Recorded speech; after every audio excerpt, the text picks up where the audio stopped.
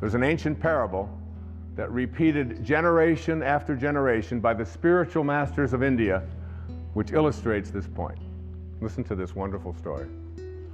A traveler from India went to Africa to acquire some local products and animals, and while in the jungle, he saw thousands of beautiful, multicolored talking parrots.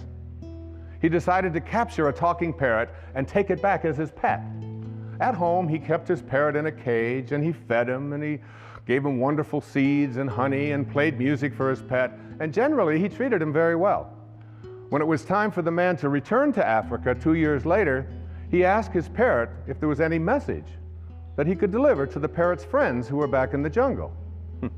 Well, the parrot told his master to say that he was very happy in his cage and that he was enjoying each day and to convey his love. Well, when the traveler arrived back in Africa, he delivered the message to the parrots back in the jungle. Just as he finished his story, a parrot with tears welling up in his eyes fell over dead. The man was alarmed, and he decided that the parrot must have been very close to the parrot in the cage, and that this was probably the reason for the sadness and for his demise. When the traveler returned to India, he told his pet what had happened. As he finished his story, the pet parrot's eyes welled up with tears, and he kneeled over dead in his cage. The man was astounded, but he figured that his pet died from the despair of hearing of the death of his close friend back in the jungle. The trader opened up the cage and tossed the dead bird outside onto the trash heap. Immediately, the pet parrot flew up to a branch on the tree outside. The trader said to him, "So you're not dead after all. Why did you do that? You tricked me." And the parrot responded, "Because that bird back in Africa sent me a very important message." What was the message? The trader wanted to know. He told me that if you want to escape from your cage, you must die while you're alive.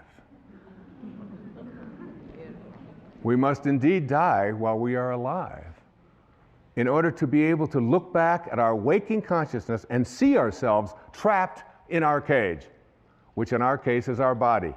And then we will see how unnecessary it is to remain caged. Isn't that a great story? I love that story. Yeah, you can applaud.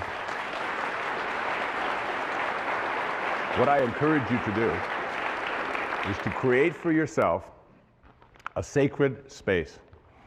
And in this sacred space, I would like you to place everything that has energy value to you. Photographs. I have this photograph that I looked at every day for 1 year and began to talk to after a while. It's a little weird, but you begin to get this idea. So in that sacred space, you will feel the energy of the photographs, of any mementos that you have, of pictures of your children, of drawings, of statues, of anything at all that you can think of. I have a beautiful sacred space, and it calls me.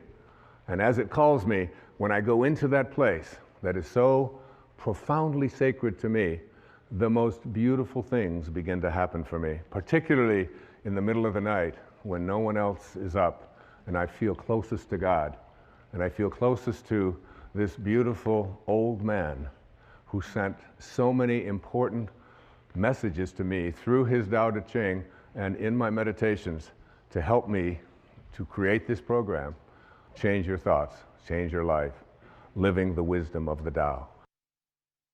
What I would like to do now is to look at some of the key thoughts that I would like you to think about and consider changing as you become a person who becomes more God-realized. That is, someone who has died but stayed alive and returned and went back on that return trip.